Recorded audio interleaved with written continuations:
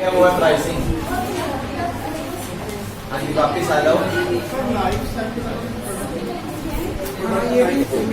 कल हम लोगों ने प्रोडक्ट के लाइफ साइकिल के बारे में पढ़ा था कि प्रोडक्ट जो है 4 स्टेज में चलता है, प्रमोशन, ग्रोथ, मैच्योरिटी और 4 स्टेज हमने पढ़ी थी। इन 4 स्टेज के बारे में आगे इन्होंने स्ट्रेटजी बताई हुई है। अभी अलग अलग स्टेज पे क्या क्या स्ट्रेटजी जो है कंपनी यूज करती है। किसी भी प्रोडक्ट जब आएगा तो कंपनी के क्या क्या काम होते हैं। सबसे पहले जो इंट्रोडक्शन स्टेज है, जब कोई भी प्रोडक्ट का मार्केट में आएगा तो कौन कौन सी स्ट्रेटजी कंपनी लेके आएगी। सबसे पहले सेल के लिए स्ट्रेटजी लेके आएगी। लो सेल रखेगी। लो सेल का मतलब सेल होगा, जब भी प्रोडक्ट आएगा मार्केट में कोई भी कंपनी ऐसी नहीं है कि धड़ल्ले से सारे प्रोडक्ट लेके आएगी। एक ही बार में ऐसा कोई सभी लोगों के लिए प्रोडक्ट नहीं आ जाता। कुछ सिलेक्टेड एरिया के लिए प्रोडक्ट्स बनते हैं, वो मार्केट में लेके आएंगे। उनकी कॉस्ट जो हाई कॉस्ट पर कस्टमर के अकॉर्डिंग कॉस्ट थोड़ी ज्यादा लगती है, क्योंकि जब कोई नया प्रोडक्ट होता है इसलिए मार्केट में नहीं उतारते, कम सेल रखेंगे, उसकी कॉस्ट उसकी ज्यादा रखते हैं। मार्केटिंग के लिए ऑब्जेक्टिव होते हैं भी अवेयरनेस रखते हैं भी लोग कितने हैं जो हमारे प्रोडक्ट को पसंद कर रहे हैं। उनका नॉलेज, उनके रिव्यू जो है टाइम के अकॉर्डिंग चेक करते रहेंगे। हमेशा जो बेसिक प्रोडक्ट होगा कंपनी वही उतारेगी मार्केट। अपना बेसिक प्रोडक्ट मार्केट में लेके आएंगे, कॉस्ट प्लस लेके चलेंगे। उसमें कॉस्ट प्लस जितनी उनकी कॉस्ट लगी है प्लस प्रॉफिट कितना कमा सकते हैं। जब स्टार्टिंग में कोई प्रोडक्ट इंट्रोडक्शन में लेके आएंगे तो हमेशा यही सोचेंगे कि कुछ प्रोडक्ट बनाने हैं, लोगों के रिव्यू चेक करो, कौन लोग लेना चाहते हैं। आज के टाइम में कोई नया प्रोडक्ट आ रहा होगा, लोगों के ऑनलाइन रिव्यू पहले आने तक स्टार्ट हो जाते हैं। हम खरीदेंगे, इतनी अमाउंट में मिल जाएगा, ये होगा, बहुत कुछ होते हैं लोगों की डिमांड्स वगैरह। उसी हिसाब से कंपनी अपना बेसिक प्रोडक्ट मार्केट में कुछ टाइम पे उतारेगी, फिर उसकी कॉस्ट जो है प्लस के साथ रखेंगे। प्लस का मतलब होता है कि अपना प्रॉफिट लेवल उसमें बढ़ाएं, मतलब ऐड कर देते हैं। अगर 100 रुपये की चीज़ है तो मे बी 120, 125, 130, स्टार्टिंग में भी 150 भी हो सकता है। Build selective distribution. Build selective distribution कुछ ही एरिया को सेटअप करेंगे जहां पर अपना प्रोडक्ट पहुंचेगा। मैं बोलूँगी पंजाब में सिर्फ एक जगह, सिर्फ चंडीगढ़ में ही मिलेगा। चंडीगढ़ में भी एक स्टोर के ऊपर स्टोर मिलेगा। जैसे अलग अलग स्टेट में 29 स्टेट है, 29 स्टेट में जो राजधानी एरिया पड़ते हैं सिर्फ वहीं पर सबसे पहले प्रोडक्ट पहुंच जाएगा। उस प्रोडक्ट को वहां से खरीदने वाले लोग कितने निकल रहे हैं उस चीज़ को चेक की जाएगी। फिर आती है उसकी ग्रोथ स्टेज, मतलब जब प्रोडक्ट इंट्रोडक्स हो गया, लोगों ने देख भी लिया, इतनी कीमत के साथ आया है, फिर आती है ग्रोथ स्टेज। ग्रोथ स्टेज में सबसे पहले ये चेक करेगी कंपनी कि हमारी सेल जो है रैपिडली कितनी इंक्रीज हो रही है, रैपिडली मतलब सेल कितनी बढ़ रही है एक ही बार में। सेकंड देखेंगे एवरेज कॉस्ट पर कंज्यूमर, हमारी जो कंज्यूमर के अकॉर्डिंग जो कॉस्ट पड़ रही है वो कितनी है। एवरेज कॉस्ट निकालते हैं, पर पर्सन की तो कॉस्ट कभी निकाल नहीं पाती कंपनी की। ऑल ओवर मार्केट में बहुत सारे लोग होते हैं जिस बेस में हमें कॉस्ट लग रही होती है। मैक्सिमम मार्केट शेयर कोशिश ये करेंगे, फिर अपना शेयर बढ़ाने की कोशिश करेंगे। जैसे मैंने बोला कि 29 स्टेट में पहले सिर्फ राजधानी एरिया में प्रोडक्ट पहुंचेगा, फिर वो डिस्ट्रिक्ट लेवल पहुंचाना भी स्टार्ट कर देंगे। हर एक स्टेट में जितने भी डिस्ट्रिक्ट हैं, डिस्ट्रिक्ट एरिया में पहुंचाना स्टार्ट कर देंगे। जैसे मतलब लुधियाना, प्याला, जो भी डिस्ट्रिक्ट वगैरह पड़ते हैं, मेन शहरों के डिस्ट्रिक्ट में सामान पहुंचना स्टार्ट हो जाएगा। वहां से फिर आगे ही डिस्ट्रीब्यूशन पॉइंट्स में वो डिस्ट्रीब्यूटर आके सामान पहुंचाते हैं। Offer product extension service warranty. जब भी ऐसा कोई प्रोडक्ट कंपनी लेके आएगी, जब उसकी ग्रोथ स्टेज आनी है तो कंपनी आपको वारंटी देना चाहते हैं। कोई भी प्रोडक्ट आज के टाइम में आप देख लो विदाउट वारंटी मार्केट में नहीं मिलता। वारंटी के साथ ही मार्केट में कोई प्रोडक्ट आएगा। जो भी हमारी प्राइस होगी वो penetrate market. Penetrate market means लोगों के टेस्ट के अकॉर्डिंग, लोगों की मतलब साइकोलॉजी, दिमाग के अकॉर्डिंग, जैसे लोग हैं उसके हिसाब से प्राइस रखी जाएंगी। अगर लॉयल कस्टमर हैं तो कीमतें ज़्यादा होंगी। अगर प्राइस कस्टमर ऐसे बार्गेनिंग वाले हैं तो फिर साइकोलॉजिकल कॉस्ट होंगी। साइकोलॉजी जैसे कस्टमर आएगा जो सोच के साथ आया उसके हिसाब से कॉस्ट उसको लगती चली जाएगी। एडवर्टाइजमेंट। जब ग्रोथ से जाएगी सबसे बड़ा मेन जो काम करते हैं कंपनी एडवर्टाइजमेंट है। एडवर्टाइजमेंट बढ़ा देंगे, उतनी ज़्यादा बढ़ा देंगे कि आप एडवर्टाइजमेंट से प्रभावित होके ही या फिर किसी भी शोरूम में चले जाइए, किसी भी अच्छे मतलब शॉप पे चले जाइए, वहाँ पे आपको प्रमोटर मिलेंगे जो एडवर्टाइजमेंट के लिए बैठे होते हैं। अपने प्रोडक्ट को बताएंगे, हमारे प्रोडक्ट में ये फीचर्स हैं, दूसरे के साथ कंपेयर करके भी दिखाएंगे। अपने प्रोडक्ट की कभी कमी नहीं, सिर्फ आपको बेनिफिट्स ही बताएंगे। ये प्रोडक्ट आप खरीदेंगे उसका बेनिफिट ये भी आपको हो सकते हैं। तो ये एडवर्टाइजमेंट में ही आदत है। थर्ड स्टेज आती है मैच्योरिटी। जब प्रोडक्ट हाई पीक पर पहुंच जाता है, मार्केट में अच्छी सेल चल रही होती है, लोग उसको अच्छी तरह से खरीद रहे होते हैं।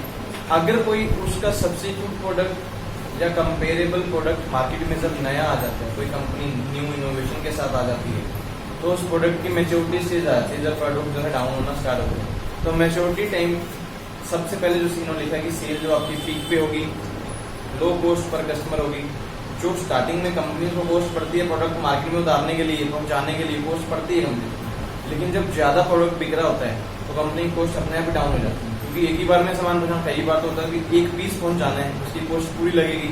अब एक ही जगह 1000 पीस जब मार्केट में पहुंचाना है तो उसकी कॉस्ट तो उतनी लगनी है, तो उस टाइम पे कॉस्ट कम होती है, कंपनी के प्रॉफिट ज्यादा होते हैं। कंपनी अपने प्रॉफिट को डिफेंड करने की कोशिश करती है। जब मैच्योरिटी स्टेज आती है तो कंपनी को ये होता है कि हमारा जो लेवल है ये डाउन ना हो, कोई भी कंपनी मार्केट में आई है उसकी वजह से हम डाउन ना हो, तो अपने ब्रांड में डाइवर्सिटी लेके, डाइवर्सिटी समझ के अपने ब्रांड में कुछ ना कुछ चेंजेस करने की कोशिश करते हैं। मैं एग्जांपल दूं तो एक्टिवा के बारे में सबको पता है, 3G 4G 5G 6G 7G आजकल चल रहा है। धीरे धीरे पता नहीं 100G बना देंगे एक्टिवा में, तो वो ऐसा कुछ हो जाएगा 100G में शायद हवा में उड़ा करेगी ऐसा तो ऐसा कुछ ना कुछ ब्रांड लेके आएंगे। तो वही डाइवर्सिटी आती है कि हमारा ब्रांड वही रहेगा, लेकिन हम कुछ चेंजेस उसमें करना स्टार्ट करेंगे। प्राइस जो होगी अपने बेस्ट कंपटीटर के साथ मैच करने की कोशिश करेंगे।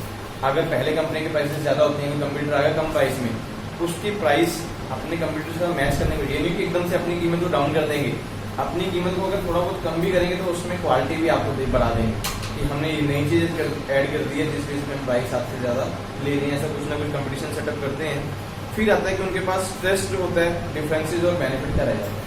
जब कोई मैच्योरिटी चीज आएगी तो कंपनी के ऊपर सबसे ज्यादा स्ट्रेस जो होती है डिफरेंसेस का आता है। जो न्यू प्रोडक्ट आया है, जो कंप्यूटर लेके आया है, उसके ब्रांड में क्या क्वालिटीज हैं और हमारे में क्वालिटीज क्या है, हम उस चीज को ज्यादा बढ़ाकर प्रोवाइड करें। फिर हमारी सेल जो प्रोडक्ट की आती है वो डेक्लाइन। डेक्लाइन का मतलब जब आपकी सेल डाउन होना स्टार्ट हो जाती है, हमारे प्रॉफिट कम होने स्टार्ट हो जाते हैं। जब हम प्रॉफिट मान लो 100 रुपये कमा रहे हैं, प्रॉफिट हमारे 50 तक चले जाते हैं, उसको डेक्लाइन स्टेज हम बोल सकते हैं। लो कॉस्ट तो कस्टमर के अकॉर्डिंग होती है, क्योंकि प्रोडक्ट मार्केट में एक बार में पहुंच जाते हैं, लेकिन सेल हमारी डाउन होना स्टार्ट होती है, प्रॉफिट कम होने स्टार्ट हो जाते हैं, खर्चे कंपनी के बढ़ जाते हैं, कॉस्ट प्राइस कंपनी की वो भी बढ़नी स्टार्ट हो जाती है। अगर कोई कंपनी इस टाइम पे अनसर्टेनिटी लेवल या किसी लेवल को हम मान लें, जिस बेस पे कोई प्रोडक्ट मार्केट में आया, अनसर्टेनिटी यानी कंपनी सोचा तो नहीं हमारा भी कंपटीटर आ जाएगा। अगर ऐसे टाइम पे कोई कंपनी डाइवर्सिटी में चली जाती है, वो तो डेक्लाइन स्टेज को ऊपर भी ले जाते हैं। कई बार भी अपने प्रोडक्ट में कुछ चेंजेस किए तो अपना प्रोडक्ट दिखता रहे, ऐसा नहीं कि उसकी जगह पे कंपटीटर आ जाए, हमें फेल करके चल जाए। कुछ कंपनीज होती हैं जो अपना बिजनेस का यूज भी कर देती हैं। हम एग्जाम्पल कम्युनिकेशन के लेवल पे लें तो जैसे आपने सुना ही होगा, आज के टाइम में सबसे ज्यादा जो कम्युनिकेशन में कंपनी चल रही है जियो, मोस्टली सब लोगों के पास होंगे वो जियो के ही है। एयरटेल कंपटीटर सिर्फ एक ब्रांड है इस कंपनी का, बाकी कंपनी सिर्फ फेल हो गई। पहले बहुत चलती थी, टाटा डोकोमो, आइडिया, वोडाफोन, अलग अलग कंपनी। आज के टाइम वोडा आइडिया जैसे इकट्ठी हो गई, तो बहुत सारी कंपनीज क्लोज हो जाती हैं जब ऐसा कोई कंप्यूटर आ जाए। अगर कुछ कंपनीज उसका कंपटीशन कर सकती हैं, उनके पास एक्चुअल में लगता है कि हम कंपटीशन कर सकते हैं, तो वो अपनी डाइवर्सिटी बिल्कुल करेंगे, कुछ ना कुछ चेंजेस करेंगे, न्यू रेंज आपको प्रोवाइड करेंगे, तो अपने प्रॉफिट को बढ़ा सकते हैं। जब डेक्लाइन नीचे चलता जाएगा तो कंपनी अपना प्रोडक्ट जो है फिर बंद करते हैं, फिर नए प्रोडक्ट के साथ बाद में दोबारा फिर मार्केट में आते हैं। ये था आपके पास प्रोडक्ट के लाइफ साइकिल के लिए जो स्ट्रेटजीज कंपनी यूज करती है। उसके बाद हमारे पास टॉपिक आता है pricing. What is pricing? Pricing क्या होती है? प्राइस वही होती है जब कोई बायर किसी गुड्स को अक्वायर करने के लिए मार्केट में पैसा पे करता है, उसको प्राइस ही बोले। किसी भी गुड्स की प्राइस जब हम बोलें कि कोई customer want to acquire a goods and want to pay and with their ability, capability भी बोल सकते हैं, एबिलिटी भी बोल सकते हैं, जिस बेस पे वो पैसा देना चाहता है उसको हम प्राइस ही बोलेंगे। इन्होंने लिखा भी है, price is price is what buyer pay to acquire product from a seller where cost concern the seller investment. जो कॉस्ट का कंसर्न होगा सेलर के इन्वेस्टमेंट के अकॉर्डिंग होगा, सेलर ने जितना पैसा लगाया उसके अकॉर्डिंग कॉस्ट मार्केट में लेके बैठा होता है। हर एक दुकान पे आप चले जाइए, कोई प्रोडक्ट जो हम खरीदते हैं, जैसे जो हमारी डेली लाइफ में, ऐसा नहीं बोल सकते ये ब्रेड हो गया या कुछ हो गया, तो खाने पीने का सामान है, हमें पता है कितने का ही मिलता है। कोई प्रोडक्ट है, जैसे मैं एग्जाम्पल में ब्यूटी प्रोडक्ट की बोलो, जो हम अपने आप को बुरा दिखाने के लिए जब कई बार प्रोडक्ट यूज करते हैं या कई बार बहुत ज़्यादा इंप्रेस करने के लिए हमने कोई भी ले आए, तो अलग अलग स्टोर पे, अलग अलग शॉप पे आपको अलग अलग मिल जाए। नॉर्मली जैसे आजकल मॉल में चले जाओ, बंडल में सामान खरीदने सस्ता पड़ रहा है, सिंगल सामान खरीदने महंगा पड़ रहा है, ऐसा कुछ हो जाता है। तो उस टाइम पे जो भी कस्टमर पैसे पे करने के लिए रेडी होता है, सेलर की परसेप्शन क्या होती है, सेलर ने खुद सेटअप किया, उसने इन्वेस्टमेंट की हुई है, उसने अपनी कोर्स सेटअप की हुई है, हम खरीदने की डेट तो उसको प्राइस ही बोलते हैं। प्राइस को जो मेन पॉइंट जो अफेक्ट करते हैं, कौन कौन से इन्फ्लुएंस करते हैं? सबसे पहले customer influence pricing through their effect on demand. जैसे जैसे डिमांड बढ़ती चली जाएगी, कीमतें भी बढ़ती चली जाएंगी। ऐसे होता है, कीमतें भी बढ़ती चली जाएंगी। मार्केट में ऐसा होता है कि जब डिमांड प्रोडक्ट की बढ़ रही है तो कीमतें बढ़ती चल जाएंगी, ये इन्फ्लुएंस होती है, प्राइस में फर्क पड़ता है। उसके बाद price through their actions, customers के एक्शन के अकॉर्डिंग भी प्राइस बढ़ती है। कस्टमर्स के एक्शन में बोलूँ कस्टमर लॉयल है, वो फिक्स है भाई, उनको चाहे 400 का सामान मिले 500 का मिले, वो पक्के तो वो प्रोडक्ट खरीदेंगे, वो कीमतें बढ़ जाती हैं। कुछ कस्टमर जो लॉयल नहीं होते तो कीमतें कुछ एरिया में डाउन भी होती हैं। उसके बाद प्राइस इफेक्ट टू सप्लाई, जहाँ पर मार्केट में सप्लाई ज़्यादा होगी वहाँ पे प्राइस हमेशा डाउन होती है। प्राइस और सप्लाई कम है तो कीमतें ज़्यादा होती हैं, क्योंकि अगर मार्केट में प्रोडक्ट बहुत ज़्यादा आ रहा है तो कीमतें कम नहीं होती, क्योंकि उन सब लोगों को कहते हैं इसको बेचना है, अगर रखेंगे तो खराब हो जाएंगे। एग्जाम्पल में मंडी में सामान ले लूँ, कोई भी आप मंडी में चले जाए सब्जियाँ लेने चले जाओ, अगर सब्जियाँ बारिश के टाइम में खरीदोगे तो कीमतें ज़्यादा नहीं, क्योंकि कम आ रही होती हैं, पहले ही खराब हो गई होती हैं तो उसकी कीमतें ज़्यादा होती हैं। यही मौसम साफ हो बिल्कुल, आप मार्केट में चले जाओ, सामान इतना ज़्यादा होगा मंडी में, आप लोग खरीदने नहीं, कम कीमत में सामान मिलेगा, क्योंकि जब सप्लाई कम हो जाती है तो कीमतें ऑटोमेटिक बढ़ जाती है। उसके बाद प्राइसिंग के डिसीजन जो है कौन कौन से इफेक्ट करते हैं, सॉरी कौन से फैक्टर हैं? Internal factor. इंटरनल फैक्टर का मतलब विद इन कंपनी, जो भी कंपनी कोई प्रोडक्ट लेके आई है उसके अपने इंटरनल फैक्टर प्राइस को इफेक्ट करते हैं। अगर कंपनी की कीमतें ज़्यादा हैं, उनकी कॉस्ट बहुत ज़्यादा बढ़ रही है, एडमिशन कॉस्ट होगी, प्रोडक्शन कॉस्ट होगी, इन्वेंट्री कॉस्ट होगी, रॉ मटेरियल कॉस्ट होगी, जितनी ज़्यादा कंपनी की कीमतें होंगी कीमत उतनी ज़्यादा ही रखी जाती है। अगर किसी कंपनी की कीमतें कम होती हैं, कॉस्ट कम लगी, कम बंदों से पैसा बना सामान बना लिया, तो उनकी कॉस्ट भी आपको मार्केट में कम ही मिल जाएगी। एक होते हैं एक्सटर्नल फैक्टर, जो इंटरनल फैक्टर है, ये भी चीज़ रख लीजिए। इंटरनल फैक्टर जो कंपनी के होते हैं वो कंट्रोलेबल होते हैं, कंपनी उनको कंट्रोल कर सकती है। कीमत जो उनकी कॉस्ट लगनी है उनको कॉस्ट को कम करके प्रोडक्ट की प्राइस को सेटअप कर सकते हैं।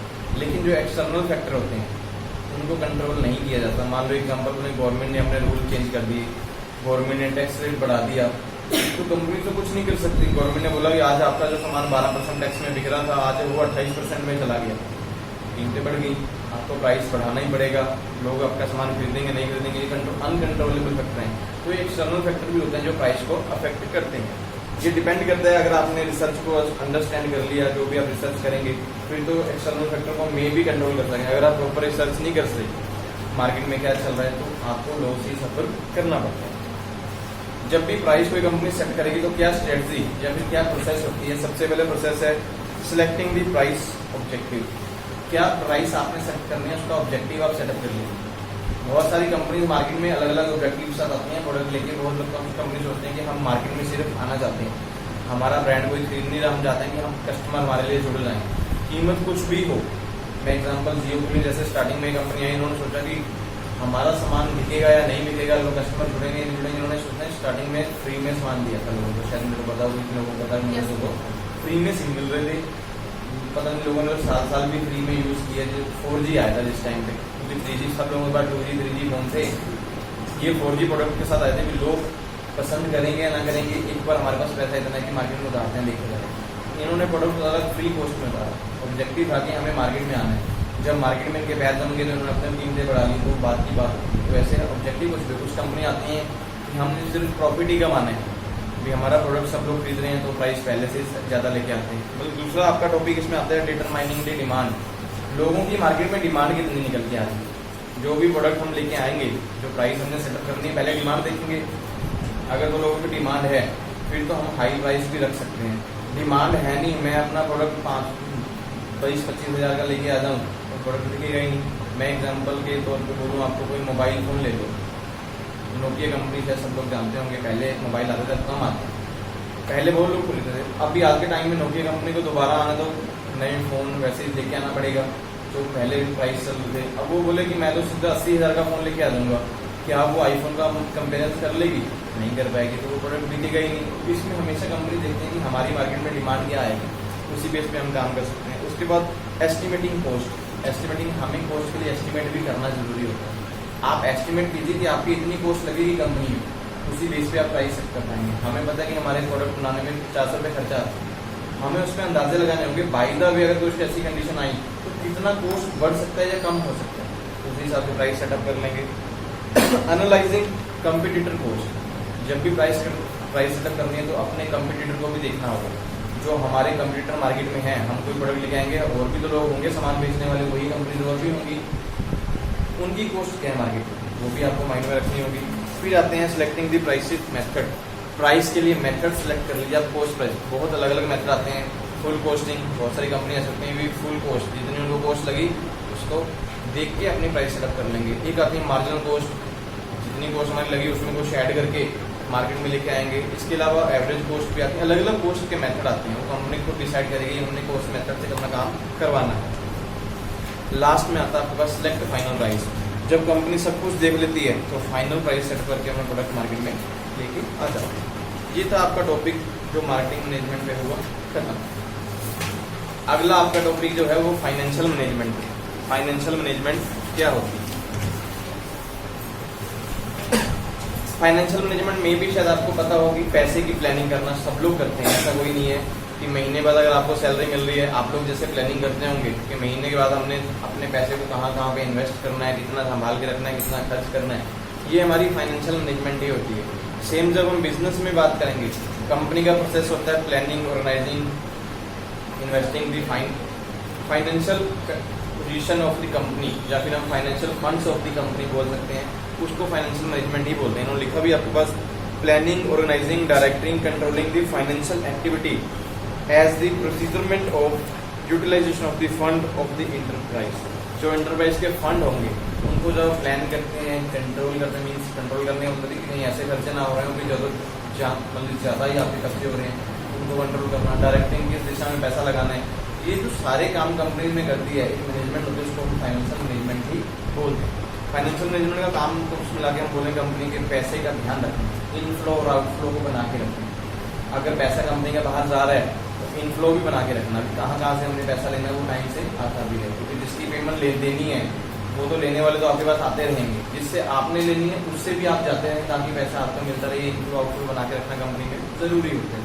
किसी भी बिजनेस का एक हम बोल सकते हैं कि लाइफ ब्लड की तरह काम करता है फाइनेंस। अगर पैसा है तो बिजनेस चलेगा, बिना पैसे के कोई भी बिजनेस नहीं चलेगा। हम बोलें कि हम बिना पैसे के कंपनी जिंदगी गुजार लेंगे, ये हो नहीं सकता। घर में फैमिली चाहिए चलेगा, सबको पता है कि फैमिली के बिना बिजनेस नहीं चलना, लेकिन फैमिली में पैसा नहीं है तो किसी काम करनी, फिर एक दूसरे को खाने की नौबत आ जाएगी, आज इसको काट लो आज उसको काट लो, ऐसा कुछ। बिजनेस में भी ऐसा चलता है कि पैसा होना जरूरी।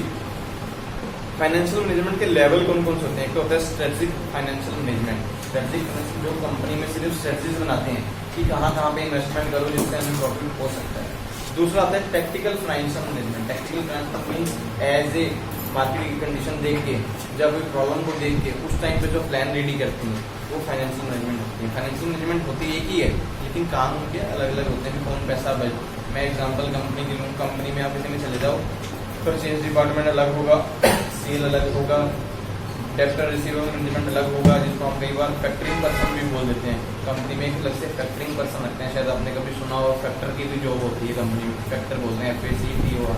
मे भी किसी किसी कंपनी में होते हैं, ज़्यादा कंपनी में नहीं, जो सिर्फ मार्केट में से पैसा इकट्ठा करने के लिए होते हैं। कुछ कंपनी ऐसी होती है अपना सामान बेचती हैं, आगे किसी और कंपनी को ठेका दिया होता है कि आप पैसा हमारा इकट्ठा करवा के देंगे।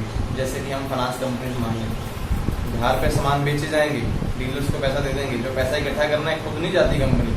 अब मान लो मेरी कंपनी है, मैंने इसको ठेका दे दिया, ये इसके अपने बंदे हैं, ये हमसे कमीशन लेता है, हमारे पैसे इकट्ठे करवा के देता है। ऐसे काम भी चलते हैं, इस तरह के कमीशन जैसे अंडरराइटर्स, ये फाइनेंशियल मैनेजमेंट का ही काम होता है कि पैसा कहाँ से जा रहा है और कहाँ से आ रहा है उसको सेटअप करना। इंपॉर्टेंस क्या होती है फाइनेंशियल मैनेजमेंट की? स्ट्रेटजिंग, कोई भी स्ट्रेटजी बनानी है, कई बार प्रॉब्लम आ रही है, उसके लिए क्या हम काम कर सकते हैं, वो फाइनेंशियल मैनेजमेंट करेगी। डिसीजन मेकिंग, फ्यूचर में कहाँ कहाँ पे इन्वेस्टमेंट करनी है, पैसा जितना ज़्यादा बढ़ेगा, प्रॉफिट बढ़ेंगे, उसको कहाँ इन्वेस्टमेंट कर सकते हैं। कंट्रोलिंग, अगर हमारा पैसे में कीमतें बढ़ रही हैं, पैसे हमारे जा रहे हैं, आ नहीं रहे, वो आने को कैसे लेके आ सकते हैं, उसका टाइम पे सेटअप करना, टाइम पे पैसे रिसीव करवाना, ये भी फाइनेंशियल मैनेजमेंट का ही काम होता है। Types of financial management. Financial management कितने प्रकार की होगी? सबसे पहले कैपिटल मैनेजमेंट या फिर कैपिटल बजटिंग, जो सिर्फ कैपिटल के लिए बजट बनाती है, वो भी फाइनेंशियल मैनेजमेंट होगी। पैसा जो कंपनी में किसी ओनर ने लगाया, उस पैसे को कहाँ कहाँ पे इन्वेस्टमेंट करना है, मीन्स कौन कौन सी फिक्स एसेट खरीदनी है, किन ट्रांजेक्शन में पैसा लगाना है। उसके बाद कैपिटल स्ट्रक्चर, कंपनी का कैपिटल स्ट्रक्चर कैसा होगा, इक्विटी शेयर वाला होगा, प्रेफरेंस वाला होगा, डिबेंचर वाला होगा, या फिर हम बाहर मार्केट से लोन पे लेके काम करेंगे। बहुत सारी कंपनी ऐसी भी होती है मार्केट में, लोन बैंक से लिया होता है, बिजनेस चला रहे होते हैं, लेकिन वो अपने दिमाग से चलाते हैं। बिजनेस धीरे धीरे 5-10 साल में इतना बड़ा कर देते हैं कि बैंक भी उनको आटो मोड बोलते हैं कि आइए दोबारा हमसे लोन ले लीजिए। लेकिन कुछ बिजनेस ऐसे भी होते हैं, बैंक से लोन लिए, को डूबे, बैंक को भी लिए डूबे, वो काम भी कर देते हैं। उसके बाद आती है working capital management. Working capital management का मतलब जो कंपनी में किसी ओनर ने पैसा लगाया, वो पैसा पड़ा तो रहेगा नहीं। उस पैसे को जब डे टू डे एक्टिविटीज में यूज किया जाता है, सेल परचेज में, कोई भी हम सर्विसेज में, खर्चे इनकम में यूज कर रहे हैं, तो उसको हम वर्किंग कैपिटल मैनेजमेंट बोलते हैं। फिर आता है फाइनेंशियल मैनेजमेंट का स्कोप। फाइनेंशियल मैनेजमेंट कहाँ पे यूज हो सकती है। सबसे पहले प्लानिंग, कोई भी प्लानिंग करनी है कंपनी के day to day activities, future planning, past planning नहीं हो सकती, करंट प्लानिंग, फ्यूचर प्लानिंग, उसके लिए हम प्लानिंग कर सकते हैं। उसके बाद बजटिंग, कंपनी में फंड का बजट बनाना है, किन किन एरिया में कितना कितना पैसा लगेगा, यहाँ पर फाइनेंशियल मैनेजमेंट यूज होती है। मैनेजिंग एसेसिंग रिस्क, कंपनी में बहुत प्रकार के रिस्क आते हैं, financial risk, unfinancial risk, inherent, uncertain risk, बहुत सारे ऐसे रिस्क होते हैं जिसके साथ कंपनी को डील करना पड़ता है, जिनके बारे में कंपनी ने सोचा भी नहीं होता, जिनके बारे में पहले से ही पता होता है। तो वहाँ पर पैसा कैसे लगेगा उसके बारे में डिटेल देखना। मार्केट रिस्क, मार्केट में अगर हमारे कस्टमर कम होंगे उसको कैसे बढ़ाना है, वहाँ पर भी फाइनेंशियल मैनेजमेंट पैसे देखेगी। क्रेडिट रिस्क, सबसे बड़ा रिस्क होता है कंपनी को क्रेडिट रिस्क। जिन लोगों को उधार पे सामान दिया उनसे पैसा कैसे रिकवर करना है। मोस्टली ग्रेस पीरियड बोलते हैं, अभी कंपनी जब भी उधार पे सामान बेचती है ज्यादा से ज्यादा ग्रेस पीरियड 15 डेज का आता है, 14 डेज का। 14 दिन में पैसे वापस लेने हैं जिसको उधार पे सामान दिया, उसको बोला जाता है भी इनवॉइस के ऊपर लिखा रहता है भी हमारा इनवॉइस जो है सिर्फ क्रेडिट पे 14 डेज के लिए है, उससे ज्यादा टाइम मिलेगा। अगर आप लेट करेंगे तो आपको इंटरेस्ट चार्ज होना स्टार्ट हो जाएगा। कुछ कंपनी अच्छी डेवलप होती है तो 1 महीने का टाइम दे देती है, इससे ज्यादा कोई भी कंपनी टाइम नहीं देती। हम लोग उधार पे काम करेंगे, 1-2 दिन का काम करेंगे, फिर हमें अपना बिजनेस भी वैसे चलाना है। Liquidity risk, liquidity risk company को हमेशा डर रहता है कि कभी ऐसी कंडीशन आ जाए कि हमें अपनी कंपनी बंद करनी पड़े, लिक्विडेशन लेवल में न चले जाए हम लोग, वो पैसे को लिक्विड एसेट में कन्वर्ट करके रखना, ये कंपनी सोचती है। मैंने ऑलवेज बोला कि कंपनी में जब एसेट्स होनी चाहिए, मोस्टली एसेट करंट में होती है, जैसे कैश, बैंक बैलेंस, ऐसा होना चाहिए। आप ज्यादा पैसा फिक्स एसेट में मत लगाइए। प्लांट्स आपने खरीदी हुई हैं, गाड़ियां आपने खरीदी हुई हैं, वो जब बेचनी है उतनी की नहीं बिकेंगी जितनी आपके पास बुक्स में बैठी हुई है। तो लिक्विडिटी रिस्क हमेशा कंपनी के पास रहता है। ऑपरेशनल रिस्क, कंपनी ने जो कंपनी में काम करवाना है डे टू डे एक्टिविटी, उसमें भी रिस्क रहते हैं बहुत सारे। कई बार ऐसे होते हैं नुकसान हो जाते हैं, किसी का एक्सीडेंट हो गया, किसी का कोई मिसहैपनिंग होगी तो कंपनी को उस टाइम पे पे करना पड़ता है। तो कंपनी उसको मैनेज करने के लिए कोई ना कोई फैसिलिटीज आपको देती है। मोस्टली बड़ी बड़ी कंपनी में आपको डॉक्टर जरूर मिले, या कंपाउंडर बेस पे कोई डॉक्टर बैठे होते हैं, पक्के होते हैं कंपनी में, ड्यूटी टाइम पे मॉर्निंग इवनिंग सब टाइम मिलेंगे आपको फैसिलिटी देने के लिए, ना कि इमरजेंसी आप कुछ ऐसा हो जाए, आपका हाथ कट जाए, कुछ हो जाए तो पकड़ के आपको फेविकॉल लगा के जोड़ दें, ऐसा काम भी कर लेते हैं। उसके बाद प्रोसीजर, प्रोसीजर का मतलब है कंपनी जो डेली बेस पे काम करवाना है वो किस तरह से करवाना है, शिफ्टिंग क्या होगी, कितने पैसे इन्वेस्टमेंट करेंगे, कितने एम्प्लॉइज को रखेंगे, तो सारा काम भी फाइनेंशियल मैनेजमेंट का ही हो जाता है। फाइनेंशियल मैनेजमेंट के जहाँ के स्कोप है भी कहाँ पे यूज करते हैं। उसके बाद इसके बेनिफिट या फिर कैरेक्टरिस्टिक बोल सकते हैं या फिर ऑब्जेक्टिव बोल सकते हैं क्या होते हैं फाइनेंशियल मैनेजमेंट के। सबसे पहला मैनेजमेंट का बेनिफिट होता है प्रॉफिट मैक्सिमाइजेशन। फाइनेंशियल मैनेजमेंट हमेशा यूज करते हैं किसके लिए, प्रॉफिट को बढ़ाने के लिए। वेल्थ मैक्सिमाइजेशन, कंपनी का name and fame banana. Wealth का मतलब ये होता है कि पैसा बढ़ाना, प्रॉफिट भी पैसा बढ़ाना होता है। वेल्थ होता है नेम एंड फेम, कंपनी का जितना ज्यादा नेम एंड फेम बनेगा कंपनी में पैसा ऑटोमोटिव ही बनता चला जाएगा, लोग इन्वेस्टमेंट करने वाले रेडी होंगे जब कंपनी के वेल्थ मैक्सिमाइजेशन ज्यादा होगी। तो प्रॉपर फाइनेंशियल मैनेजमेंट से हमें ये भी पता चलता है कंपनी में मैनेजमेंट करने के लिए कितने पैसे की जरूरत है वो भी क्लियर हो जाता है। Proper utilisation of finance, company का जो पैसा है उसको कहाँ कहाँ पे यूटिलाइज करना है, मीन्स लेबर में कितना लगाना है, प्लांट में कितना लगाना है, एसेट्स में कितना लगाना है, खर्चे में कितना लगाना है, वो पहले से यूटिलाइज हो जाएगा। अगर आपके पास मैनेजमेंट है नहीं, आप पैसे लेके बैठे हो तो एकदम से आपका काम पैसा जो है एकदम से खत्म हो जाएगा, किसी एक एरिया में लग जाता है। लेकिन वो यूटिलाइजेशन तब होती है अगर आपका मैनेजमेंट होगी तो। Maintaining proper cash flow, company में कैश फ्लो प्रॉपर बना रही। अगर आउटफ्लो ज्यादा है तो इनफ्लो भी ज्यादा होना चाहिए, आउटफ्लो कम है तो इनफ्लो भी हमको मेंटेन करके चलना भी। अगर पैसा जा रहा है तो आना भी साथ में चाहिए। सर्वाइवल ऑफ कंपनी, किसी भी कंपनी को सर्वाइव करने के लिए फाइनेंशियल मैनेजमेंट होना जरूरी है। सर्वाइव करना मतलब कंपनी अगर अपनी लाइफ अच्छी जीनी तो उसके पास वो पैसा होना जरूरी है। क्रिएटिंग रिसोर्सेज, कंपनी को इमरजेंसी बेस पे अगर पैसे की जरूरत पड़ी तो रिसोर्स कहाँ से आएंगे, तब आएंगे जब आपकी फाइनेंशियल मैनेजमेंट अच्छी होगी। आप टाइमली बैलेंस शीट वगैरह बना रहे हैं, पैसे को दिखा रहे हैं, लोगों के पैसे टाइम से दे रहे हैं, जिनके आने वाले हैं टाइम से आ भी रहे हैं पैसे, तो आपके पास रिसोर्सेज अच्छे बन जाते हैं। किसी बैंक से आपने लोन ले लिया, टाइम से आपने वापस करते हो, बैंक आपको दोबारा फिर बोलेगा कि हमारे से लोन लीजिए। अगर आप किसी लोन ले लें, साल में 2 किस्तें भरें, आप 10 महीने किस्त ना भरें, तो बैंक बोलेगा पहले से उठा के लेके आओ घर से किसी से। ऐसा होता है कई बार बैंक बना, आप किस्तें ना भरें, सुबह सुबह आपके घर के बाहर खड़े होते हैं 4 बजे 5 बजे, जैसे आप उठेंगे वही उठा के गाड़ी में ले जाते हैं आपको साथ में। ये कई बार मे भी किसी वही एग्जाम्पल तो दे सकता है, हुआ है कोई। उसके बाद क्रिएटिंग गुडविल, अगर कंपनी की गुडविल बनानी है तो मैनेजमेंट का होना जरूरी है, तभी बन सकती है अगर इनफ्लो आउटफ्लो अच्छा होगा। प्रॉपर कोऑर्डिनेशन, कंपनी के सारे काम में कोऑर्डिनेशन लेवल बना रहे। तो फाइनेंशियल मैनेजमेंट का होना जरूरी है, क्योंकि पैसा प्रॉपर रन करेगा, सभी लोग एक दूसरे को कोऑर्डिनेट करेंगे। मान लो एम्प्लॉइज के पास टाइमली वेजेस जा रहे हैं तो कोऑर्डिनेशन लेवल बना के रखेंगे, रिलेशनशिप अच्छा बना रहेगा। अगर एम्प्लॉइज को आप पैसे नहीं दे रहे तो वो क्या करेंगे, कल को हड़ताल पे बैठ जाएंगे। तो वो कंडीशन फाइनेंशियल मैनेजमेंट ही सेटिस्फाई कर सकती है। इंक्रीज एफिशिएंसी, कंपनी का जो बिजनेस है एफिशिएंट लेवल पे चलता रहे, सभी लोग वेस्टेज कम करें, कीमतें कम करने की कोशिश करें, तो वो हो सकती है अगर कंपनी का फाइनेंशियल मैनेजमेंट अच्छी है तो। फाइनेंशियल डिसिप्लिन, कंपनी में पैसे का भी डिसिप्लिन बना रही, मीन्स जिन लोगों ने कंपनी में पैसे लगाए हैं, equity share holder, preference share holder या फिर कोई और शेयर होल्डर, वेंचर होल्डर, उनको टाइम टू टाइम पैसा मिलता रहे, जो इंटरेस्ट मिलना है या डिविडेंड मिलना है, तो कंपनी में फाइनेंशियल का जो एफिशिएंट लेवल है या डिसिप्लिन लेवल बना रहेगा। रिड्यूसिंग ऑपरेशनिंग रिस्क, कंपनी में जितने काम करने के रिस्क होते हैं वो रिड्यूस हो सकते हैं अगर पैसा टाइम टू टाइम फ्लो करता रहेगा। प्रिपेयर कैपिटल स्ट्रक्चर, कंपनी ने अगर कैपिटल का स्ट्रक्चर बनाना है तो वो फाइनेंशियल मैनेजमेंट ही बना सकती है। नॉर्मल किसी पर्सन को बोलो कैपिटल का स्ट्रक्चर बनाओ, वो बना ही नहीं पाएगा, क्योंकि कितनी रेशो के अकॉर्डिंग पैसे किससे इन्वेस्टमेंट करवाने वो नहीं हो पाएंगे। Reduce cost of capital, company ने जो कैपिटल लगाई होती है कंपनी उसकी कॉस्ट कम हो सकती है अगर प्रॉपर मैनेजमेंट होगी, सब लोग रिलेशनशिप में काम करेंगे, कोऑर्डिनेशन लेवल बना रहेगा, पैसा सबके पास जाता रहेगा, फ्लो होगा, तो कॉस्ट ऑफ कैपिटल अपने आप कम हो जाएगी।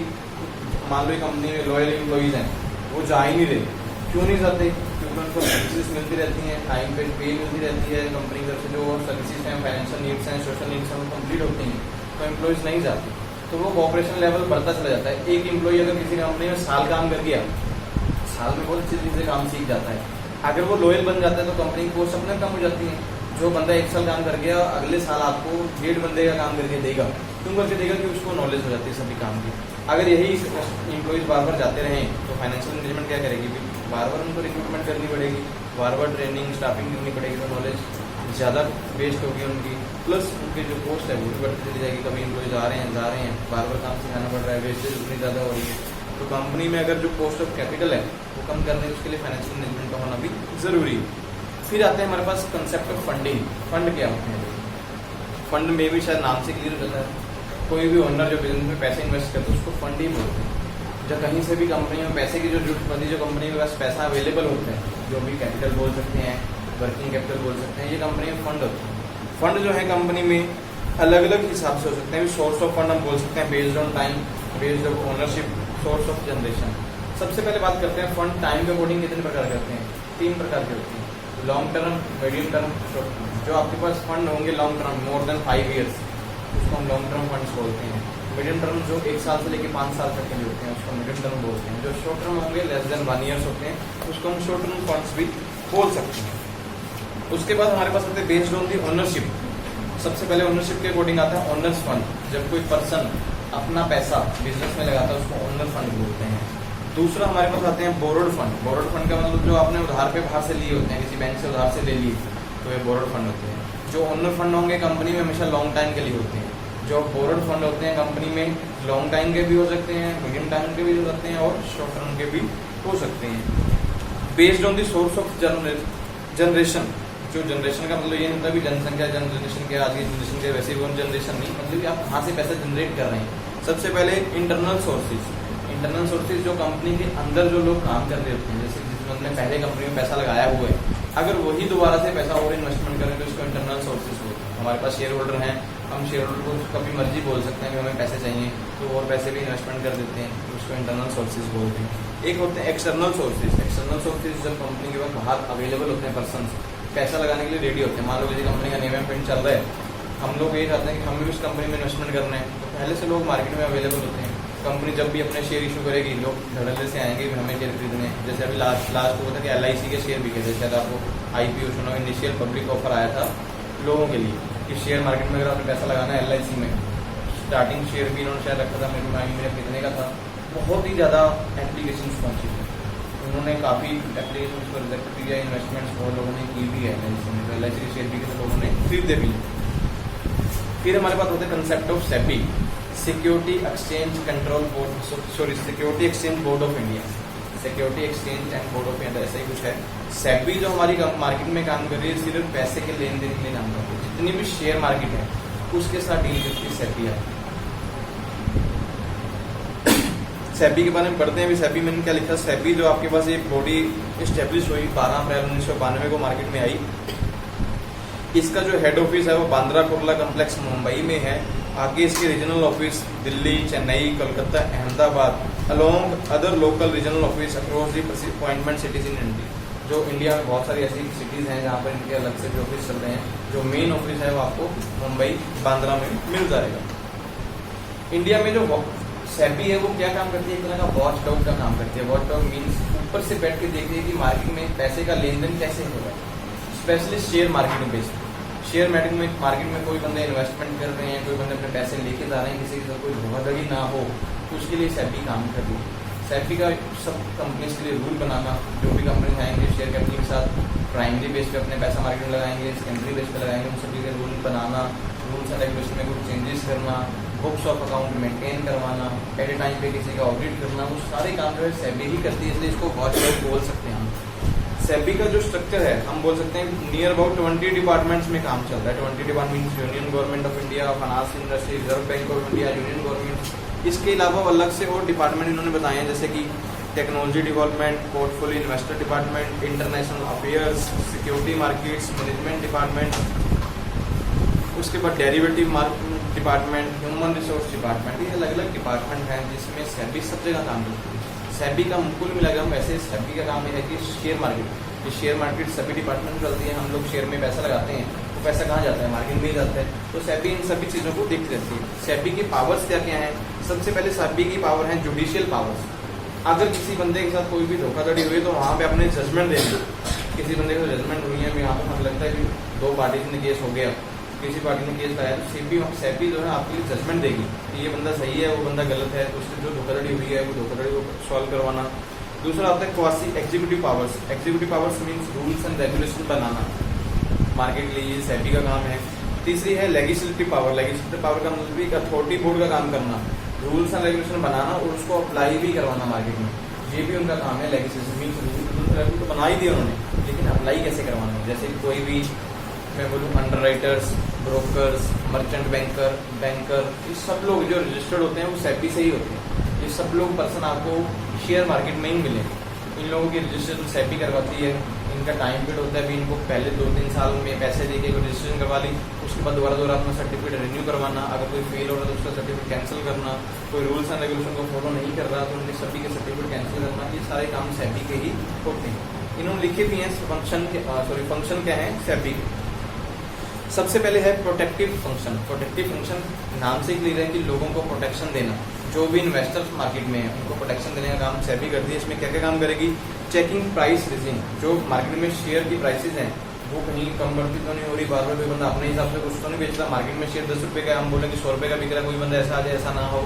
दूसरा प्रिवेंट इनसाइडर ट्रेडिंग। कुछ कंपनीज अंदर शेयर बेच देती हैं, वैसा कभी ना हो। मार्केट में अगर आपका नेम चल रहा है, आपके शेयर मार्केट में है, तो आपको मार्केट के थ्रू ही बेचने हैं।